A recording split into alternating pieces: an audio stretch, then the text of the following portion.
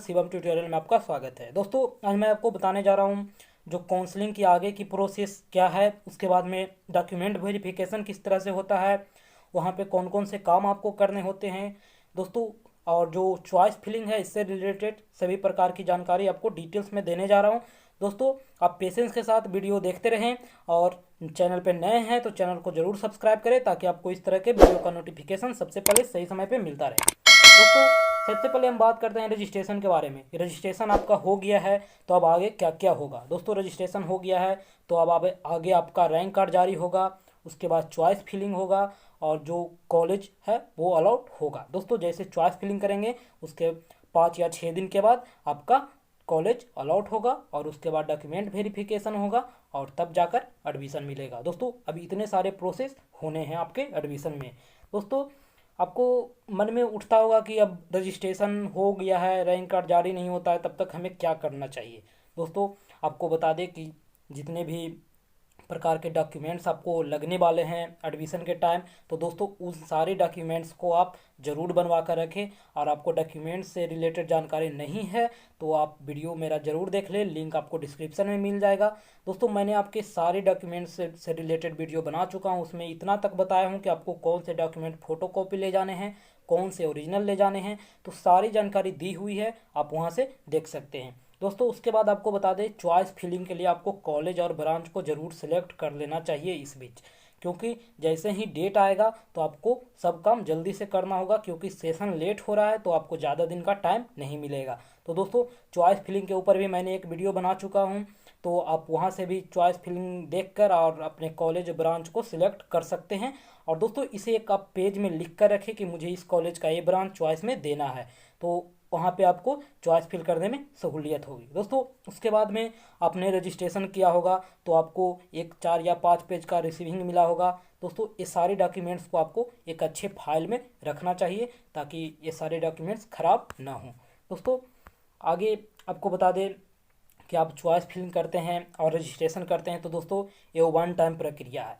अगर आप अभी चॉइस फिलिंग नहीं, रजिस्ट्रेशन नहीं करवाते हैं, चॉइस फिलिंग नहीं करवाते हैं और जब सेकेंड राउंड एडमिशन हो जाता है उसके बाद आप चाहेंगे तो आपको कोई मौका नहीं दिया जाएगा। दोस्तों उसके बाद में आपको बता दें कि जैसे ही आप चॉइस फिल करते हैं और आपका चॉइस अगर ठीक ठाक है यानी पसंद के अनुसार है तो उस चॉइस को आप लॉक कर दें, और अदरवाइज जब लास्ट डेट आ जाएगा तो चॉइस खुद लॉक हो जाएगा। दोस्तों उसके बाद में आपको बता दें कि अगर आप एक बार चॉइस को लॉक कर देते हैं तो आप एडिट नहीं कर सकते हैं। जैसे आपको एप्लीकेशन फॉर्म में एडिट करने का डेट मिलता है तो चॉइस लॉक में आप नहीं कर सकते हैं। आपने जिस तरह से फिलअप करके लॉक कर दिया तो आपको उसी तरह से ही कॉलेज मिलेगा। दोस्तों तो आपको बता दें चॉइस फिलिंग को आप अच्छी तरह से करें। दोस्तों उसके बाद में आपको बता दें एक इम्पॉर्टेंट जानकारी है, जो चॉइस फिल करते हैं तो उसका आप प्रिंट आउट अपने पास ज़रूर रख लें। जैसे ही आप लॉक कर देते हैं तो आपको प्रिंट करने का ऑप्शन देगा, तो आप ज़रूर इसे प्रिंट करवा के रख लें अपने पास। दोस्तों उसके बाद हम बात करते हैं कॉलेज अलॉट होने पर क्या करें। मतलब कॉलेज मिल जाता है तो उसके बाद आगे की जो प्रोसेस है वो क्या करना होता है। दोस्तों ये कॉलेज जो अलॉट होती है वो चॉइस फिलिंग के 5 या 6 दिन के बाद आपको कॉलेज फर्स्ट राउंड का अलॉट होगा। उसके बाद में जब कॉलेज अलॉट हो जाता है तो आपको यूजीसी आईडी जो अभी रजिस्ट्रेशन के टाइम मिला है और डेट ऑफ बर्थ डालकर अपना अलॉटमेंट लेटर को डाउनलोड कर लें। दोस्तों उसके बाद आपको बता दें कि अलॉटमेंट लेटर कैसा होता है और उसमें क्या क्या इन्फॉर्मेशन होते हैं। तो आइए मैं आपको अपना अलॉटमेंट लेटर दिखाता हूँ। दोस्तों ये मेरा खुद का, जब मैंने एडमिशन लिया था तो उस टाइम मुझे जो अलॉट हुई थी कॉलेज LNJPIT छपरा, तो दोस्तों उस समय आप देख सकते हो इस तरह का एक अलॉटमेंट लेटर होता है। इसमें यहाँ पे आपका रैंक दिया जाता है, आपने कौन से कैटेगरी से JEE मेंस में डाला था, फिर एप्लीकेशन नंबर, UGC ID, ये सारे डिटेल्स यहाँ दिया रहता है। उसके बाद में आपको जो ब्रांच और कॉलेज मिलता है उसकी जानकारी यहाँ दी रहती है। दोस्तों यहाँ पे आपको सेम फ़ोटो देना होता है, जैसा आपने एप्लीकेशन फॉर्म अभी फिलअप कर रहे हैं वैसा ही फ़ोटो आपको यहाँ चिपकाना होता है। दोस्तों ये 3 अलॉटमेंट लेटर का आपका 3 फोटो कॉपी लगता है, जिसमें आपको तीनों पे ये फ़ोटो चिपकाना होता है। तो दोस्तों आप फ़ोटो ज़्यादा संख्या में अपने पास रखे रहें जो अभी एप्लीकेशन फॉर्म में डाल रहे हैं। दोस्तों उसके बाद में आप देख सकते हो नीचे में इन्फॉर्मेशन दिया रहता है, यहाँ पे आपको डिक्लेरेशन देना होता है। उसके बाद में आपको हिंदी इंग्लिश में सिग्नेचर करना होता है। दोस्तों जब बायोमेट्रिक थंब इम्प्रेशन हो जाता है तो यहाँ लेफ्ट हैंड का थंब यहाँ पे इम्प्रेस करना होता है। दोस्तों नीचे में डेट देना होता है और यहाँ पे आपको जो कॉलेज मिला है उसकी डिक्लेरेशन है, आपको कितने रैंक पे, कितने जो जेईई मेंस के स्कोर थे उस अनुसार आपको कौन से ब्रांच मिला है, इसकी सारी जानकारी यहाँ पे दी रहती है दोस्तों। उसके बाद में आपको यहाँ पे रिपोर्टिंग सेंटर का नाम दिया रहता है और डेट और डे दिया रहता है कि आपको किस दिन जाना है, आपको रिपोर्ट करना है सेंटर पे दोस्तों। उसके बाद में एडमिशन का जो इंचार्ज होते हैं उनका यहाँ सिग्नेचर होता है जब आप एडमिशन के लिए डॉक्यूमेंट वेरिफिकेशन के लिए जाते हो, और यहाँ पे प्रिंसिपल का सिग्नेचर होता है दोस्तों। इसमें आपको कुछ नहीं करना है, ये वहाँ पे सब अपने आप हो जाता है दोस्तों। उसके बाद में हम आपको बात करते हैं काउंसलिंग कहाँ होता है। बहुत सारे स्टूडेंट सवाल पूछते हैं कि सर काउंसलिंग के लिए हमें कहाँ जाना होता है। दोस्तों आपको बता दें, बिहार इंजीनियरिंग का जो काउंसलिंग है वो पूरी तरह से ऑनलाइन होता है, आपको कहीं नहीं जाना होता है। बस आपको जैसे जैसे शेड्यूल आएगा उस अनुसार से आपको फिलअप करते जाना है और आपको कॉलेज मिलते जाएगा दोस्तों। जो ऑफलाइन काउंसलिंग होता है उसको आपको बता दें कि ऑफलाइन काउंसलिंग बीसीसी बोर्ड का ऑफिस पटना एयरपोर्ट के पास है, आईएएस भवन में, तो दोस्तों वहीं पे काउंसलिंग होता है दोस्तों। उसके बाद हम डॉक्यूमेंट वेरिफिकेशन की प्रोसेस की बात करते हैं।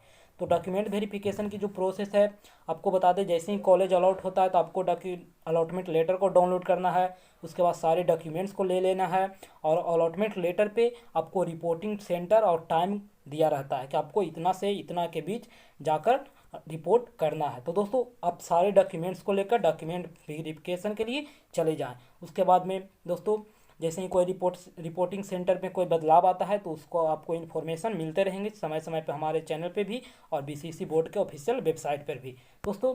आपको रिपोर्टिंग सेंटर के बाद जैसे ही पहुंचते हो तो आपको किसी गार्ड या टीचर से आपको पता करना है कि डॉक्यूमेंट वेरिफिकेशन कहाँ पे हो रहा है दोस्तों।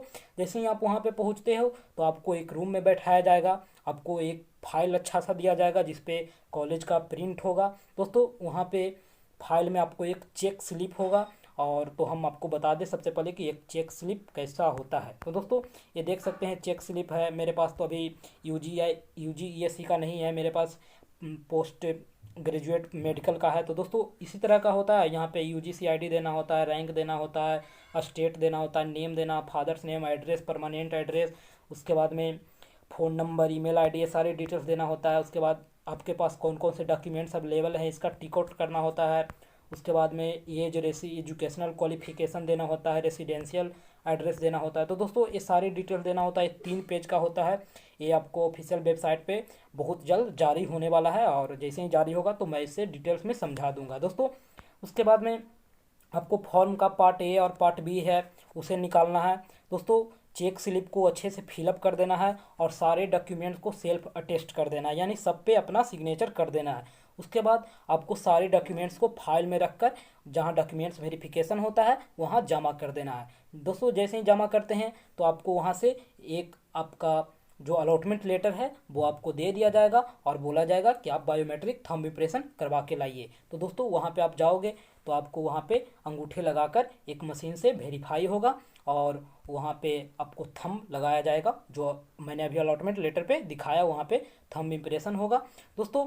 उसके बाद में आपको बता दें कि जो डॉक्यूमेंट वेरिफिकेशन होते हैं वहाँ पे 8 से 10 लोग बैठे होते हैं, वहाँ पे बारी बारी से आप सारे डॉक्यूमेंट्स दिखाओगे तो वहाँ पे आपको नाम, father's name, date of birth, 10-12 का मार्क्स, ये सब पूछेंगे, और आपको अगर सारे डॉक्यूमेंट्स सही मिलेंगे तो आपको आगे के लिए प्रोसीड कर देंगे दोस्तों। आगे के लिए प्रोसीड करेंगे तो उसके में आपको बिलिंग स्टेटस पूछा जाएगा, और अगर आप बिलिंग स्टेटस बता देते हो तो उसके बाद आपको फाइनल डॉक्यूमेंट वेरिफिकेशन कंप्लीट हो जाएगा दोस्तों।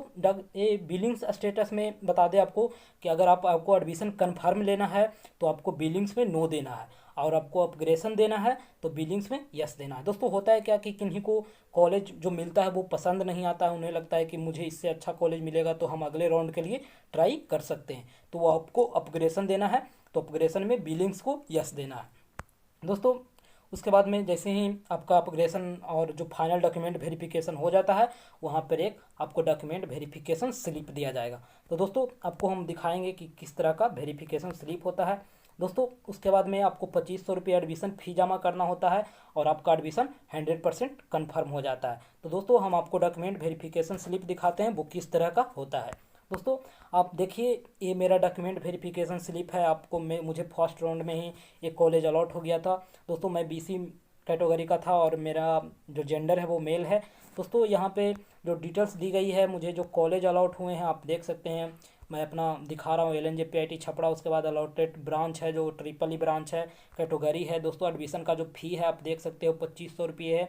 मैं गलत जानकारी कभी नहीं देता हूँ दोस्तों। उसके बाद मोड है वो मैंने कैश पेमेंट किया था। मेरा बिलिंग स्टेटस नो था क्योंकि मैंने फर्स्ट राउंड में यहाँ कन्फर्म एडमिशन ले लिया था दोस्तों। उसके बाद में मैंने जो जो डॉक्यूमेंट्स यहाँ पे वेरीफाई करवाए उसे में आप देख सकते हो।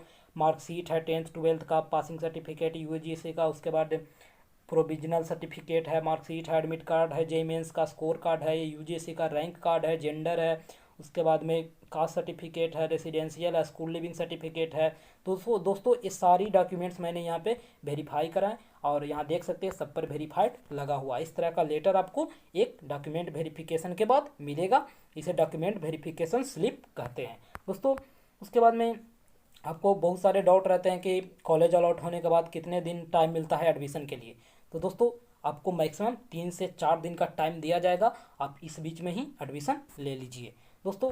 उसके बाद में आपको बता दें कि डॉक्यूमेंट वेरिफिकेशन के लिए किस टाइम जाना उचित होता है। दोस्तों आपको बता दें कि 3 दिन का टाइम मिलता है तो आप मॉर्निंग में ही एकदम सवेरे चल जाएं, क्योंकि दोस्तों बहुत ज़्यादा टाइम लगता है। ये जितना दिखने में आसान होता है उतना होता नहीं है दोस्तों। बहुत ही भीड़ हो जाती है जिस कारण से बहुत रात हो जाती है डॉक्यूमेंट वेरिफिकेशन में। तो आपसे मेरी हाथ जोड़कर विनती है कि आप मॉर्निंग में ही डॉक्यूमेंट वेरिफिकेशन के लिए निकल जाएं दोस्तों। उसके बाद में आपको बता दें कि कोई भी अगर स्टूडेंट है वो अलॉटेड जो इंस्टीट्यूट है उनको जो कॉलेज मिलता है, जो ब्रांच मिलता है, उससे संतुष्ट नहीं है तो आप नेक्स्ट राउंड के लिए अपग्रेडेशन का ऑप्शन दे सकते हैं और आपका एडमिशन फ्लोट रहेगा दोस्तों। यानी कि आपको एडमिशन कंफर्म नहीं होगा, आप अगले राउंड में जो कॉलेज मिलेगा वहाँ एडमिशन लेना होगा दोस्तों। उसके बाद में जो कॉलेज, कुछ स्टूडेंट ऐसे होते हैं जिनको जो इंस्टीट्यूट मिला वो पसंद के अनुसार मिल गया, वो चाहते हैं कि यहाँ मेरा एडमिशन हो जाए, तो दोस्तों उनको वहाँ पे एडमिशन ले लें। उनका एडमिशन फ्रीज हो जाएगा पूरी तरह से और वो बाद में कोई चेंजेस नहीं कर सकते हैं दोस्तों। उसके बाद में आपको बता दें कि कोई ऐसा स्टूडेंट होगा जो चाहता है कि फिक्स डेट में हम नहीं जा पाए, यानी कि आपको किसी कारणवश आप डॉक्यूमेंट वेरिफिकेशन के लिए नहीं जाएंगे, तो दोस्तों आपको बता दें कि अगर आप रिपोर्ट करने डॉक्यूमेंट वेरिफिकेशन करने नहीं जाएंगे तो आपका एडमिशन कैंसिल हो जाएगा, आपको आप पूरे काउंसलिंग से हटा दिया जाएगा दोस्तों। इस बात को ध्यान रखें, चाहे कंडीशन कैसा भी हो, अगर आप चाहते हैं कि मुझे एडमिशन लेना है तो आपको डॉक्यूमेंट वेरिफिकेशन के लिए जाना होगा। 3 दिन का टाइम है, आप 3 दिन का टाइम में कोई भी टाइम एक दिन जाकर डॉक्यूमेंट वेरिफिकेशन करवा सकते हैं दोस्तों। और वैसे अलॉटेड सीट को वैकेंट मानकर नेक्स्ट राउंड की में किसी दूसरे स्टूडेंट को वहाँ पे दे दिया जाएगा दोस्तों। तो आपको बता दें कि आप ज़रूर अपना रिपोर्ट डॉक्यूमेंट्स लेकर रिपोर्ट सेंटर पे ज़रूर रिपोर्ट करें और वहाँ आपको जो भी करना है, एडमिशन लेना है तो एडमिशन लें और अपग्रेडेशन देना है तो आप अपग्रेडेशन दे सकते हैं दोस्तों। उसके बाद आपको बता दें कि आप अपग्रेडेशन नहीं चाहते हैं तो आप अपग्रेडेशन नहीं कराना चाहते हैं तो आप ओरिजिनल डॉक्यूमेंट्स जमा कीजिए और आपको डॉक्यूमेंट वेरिफिकेशन स्लिप जमा करके आप एडमिशन ले लीजिए दोस्तों। उसके बाद में अगर आप अपग्रेडेशन का ऑप्शन दिए हैं तो आप ओरिजिनल डॉक्यूमेंट्स और वेरिफिकेशन स्लिप लेकर डॉक्यूमेंट वेरिफिकेशन होने के बाद अपने घर आ सकते हैं और जब नेक्स्ट राउंड में आपको कॉलेज मिलता है तो आपको फिर से ये सारे डॉक्यूमेंट्स लेकर और डॉक्यूमेंट वेरिफिकेशन स्लिप लेकर जो कॉलेज में रिपोर्टिंग सेंटर बनेगा वहाँ पे आपको जाना होगा दोस्तों। उसके बाद में आपको बता दें कि किसी को फर्स्ट राउंड में कॉलेज नहीं मिलता है तो उन्हें उदास होने की ज़रूरत नहीं है दोस्तों। आपको सेकेंड और थर्ड राउंड तक वेट करना होगा, आपको कॉलेज मिलेगा। सारे स्टूडेंट को फर्स्ट राउंड में कॉलेज देना संभव नहीं है दोस्तों। उसके बाद आपको बता दें कि आपके मन में कोई भी डाउट हो तो आप मुझे व्हाट्सएप करें दोस्तों। इस नंबर पर आप व्हाट्सएप करेंगे तो आपको होप बहुत जल्द रिप्लाई देने का हम कोशिश करते हैं, परंतु आप कॉल करेंगे तो आपको कॉल कोई रिसीव नहीं करेगा, क्योंकि दोस्तों कॉल करने पे बहुत सारी प्रॉब्लम होती है। किसी के पास इतना टाइम नहीं होता है कि वो आपके हर कॉल का रिप्लाई करे दोस्तों। तो आप समझ सकते हैं, मैं भी एक स्टूडेंट हूँ, मुझे भी पढ़ाई करना होता है, तो आप चाहते हैं कि आपके कुछ डाउट हैं तो वो आप मैसेज कर दें, मैं ज़रूर क्लियर कर दूँगा दोस्तों।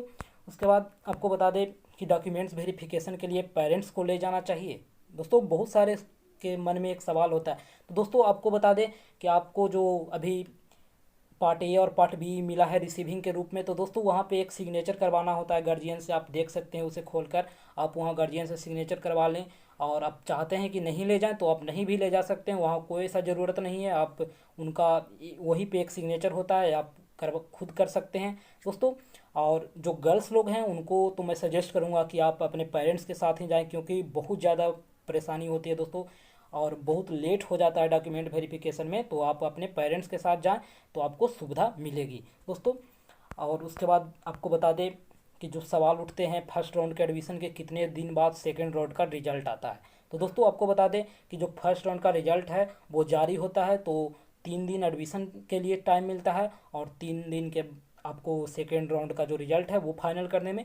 तो लगभग 3 से 4 दिन के बाद आपका रिजल्ट सेकेंड राउंड का आ जाता है और उस राउंड में भी 3 दिन एडमिशन मिल के लिए टाइम देते हैं दोस्तों। उसके बाद में बहुत सारे सवाल रहते हैं कि वहाँ डॉक्यूमेंट्स मेरा जमा ले लेता है ओरिजिनल, तो क्या वो मिलता है या नहीं। तो दोस्तों ओरिजिनल डॉक्यूमेंट्स अगर कुछ दिन के लिए जमा ले लेते हैं तो जब आप वहाँ पढ़ाई करने जाओगे तो आपको डॉक्यूमेंट्स मिल जाएंगे, उसके लिए आपको परेशान नहीं होना है दोस्तों। तो अगर वीडियो पसंद आया हो तो लाइक करें, अपने दोस्तों में शेयर करें और हमारे साथ जुड़े रहें ऐसे ही अच्छी अच्छी जानकारी के लिए। तो तब तक के लिए धन्यवाद।